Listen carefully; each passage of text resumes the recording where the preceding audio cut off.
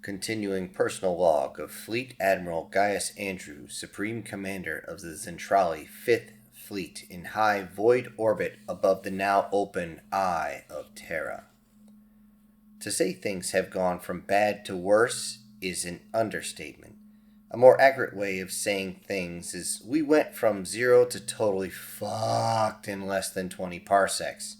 Commander Scarborough reported about the living hell his hometown had turned into, and of course the intervention of the named Chuck, who seemed to be viewing the destruction of his hometown as a game. From what Commander Scarborough reported, Chuck seemed to be having fun playing whack-a-mole when he could have easily just snapped his fingers and cured the infected citizens. I still do not know if Chuck is a friend or a foe, but he is back and he keeps doing things, and I strongly disapprove of his idea of conflict resolution.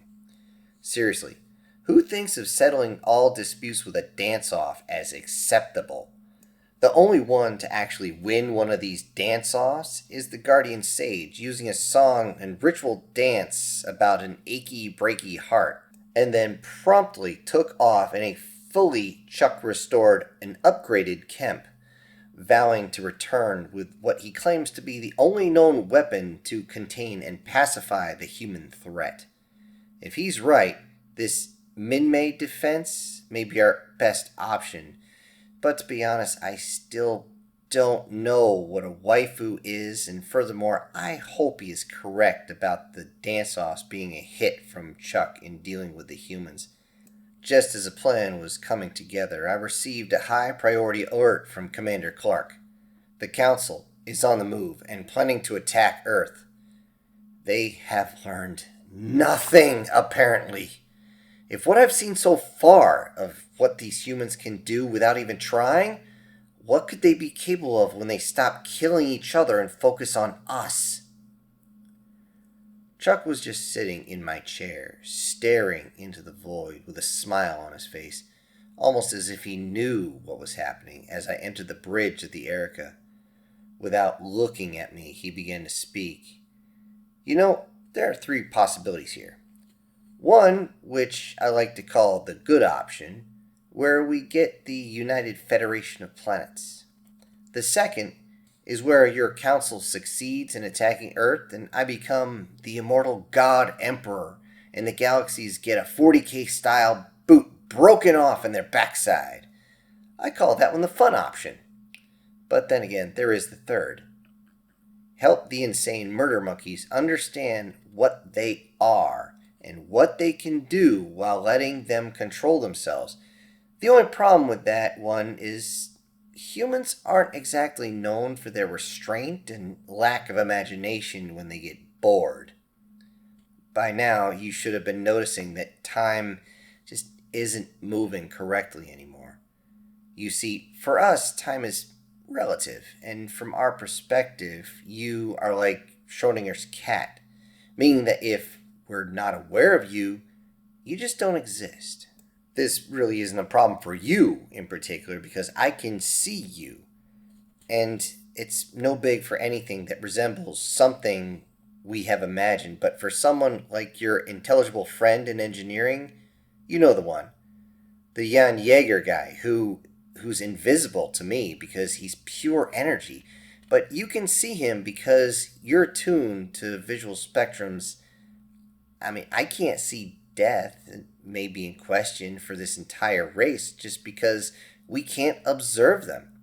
However, if humans become aware of their existence, it could change them in an imperceptible way. Hell, they could end up looking like Casper the Friendly Ghost or Dredge from the movie Titan AE. Who knows? I'm gonna be honest with you though. I could stop your council's attack right now if I wanted to, but I won't. Your forerunners imprisoned us and locked us away, and I'm in no hurry to jump back in the box. And to be blunt, you were our wardens keeping us locked up, so I kind of want to see where things go now that the lunatics are in charge of the asylum. Realizing that Chuck is just not going to help us, I withdrew to my Oh, yeah, Chuck's private room?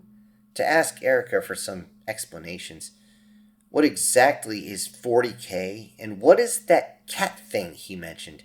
Erica decided to, as she said, troll me, and hit my monitor with cat memes for a while before she gave me an answer to Schrodinger's cat, which is, by the way, terrifies me.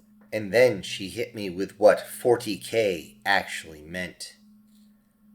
I now realize that if we can't stop the Council, we will be dealing with a xenocidal race on par with the Ganesh who once tried to eat all known Council members, at least until their home system's sun went supernova and fried them into extinction.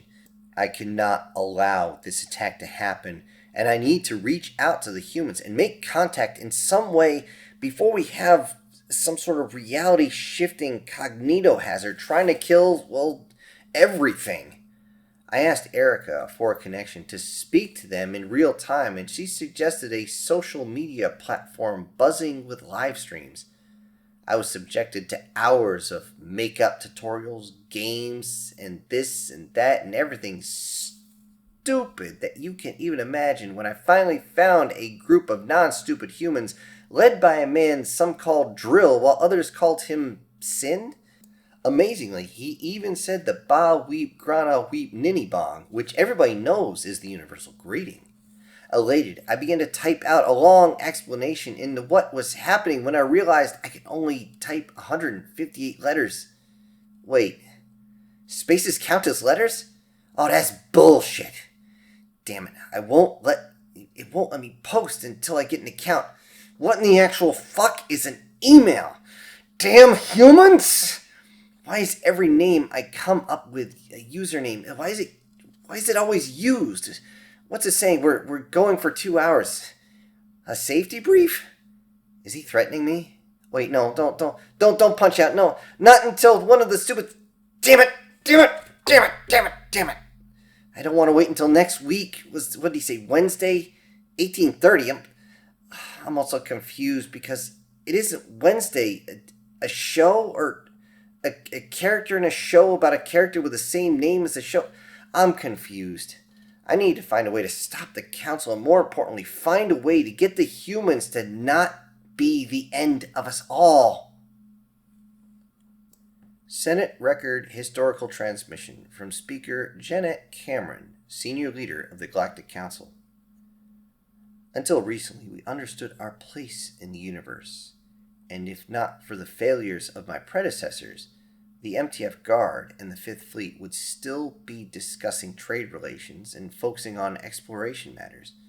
Because of their failures, only myself and Chancellor Brown remain alive after the human attack on the Council. I watched as those human monsters slaughtered and devoured almost everyone of any importance. I was lucky enough to be away from the main chambers at the security station after a life-saving mistake of losing my ID badge. When the attack started, I was actually able to get outside and hide, only to be almost crushed by a boorish woman, Commander Clark, who, to her credit, did land her drop pod on top of the creature that was trying to hunt me. Hunt me? I mean, how dare those vile, pathetic things think they have any place even setting foot in the Council's homeworld? Disgusting. Then I was forced to be subjective to that woman who refused to escort me off-world to safety, insisting on fighting those things.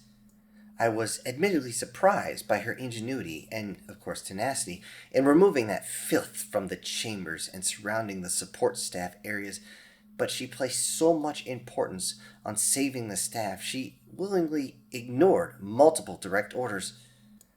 I now understand fully why those types are sent into the void or off to die in some godforsaken rock somewhere.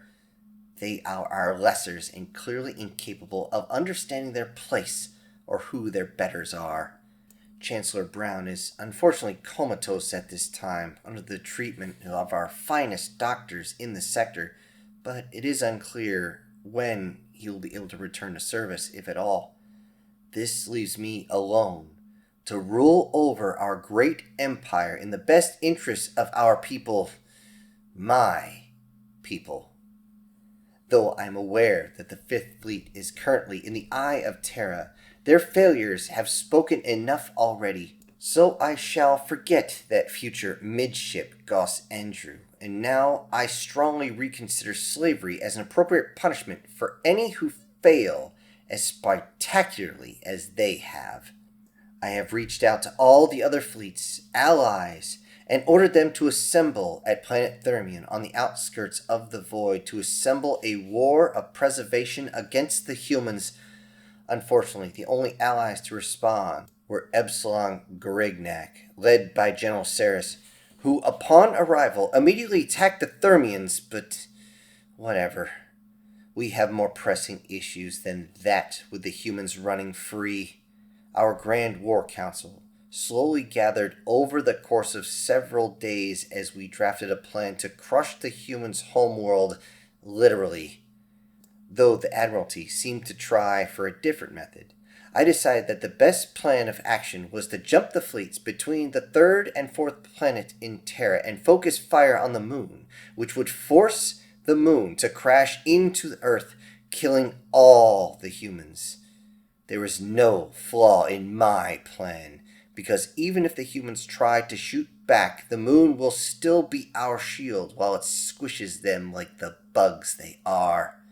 Captain, open a channel, fleet-wide.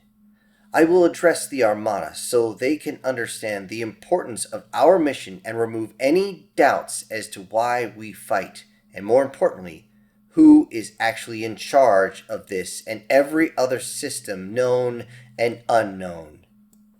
You're on, ma'am. As many of you are aware, we face a new threat.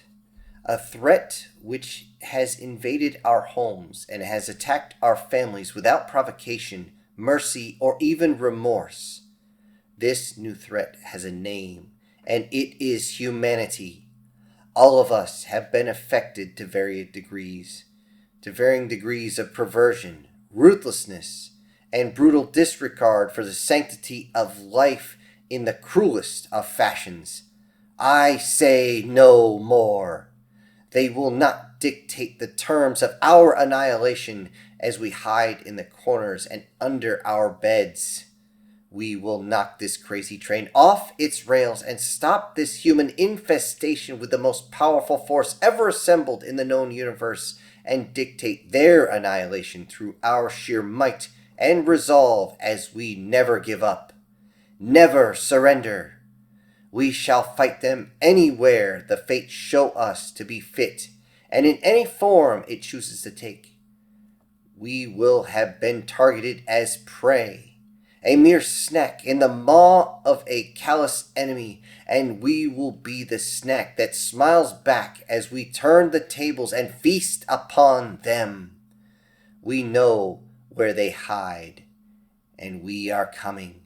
So I say, make ready and steel your nerves, because retribution will be found at the end of the day of our arrival.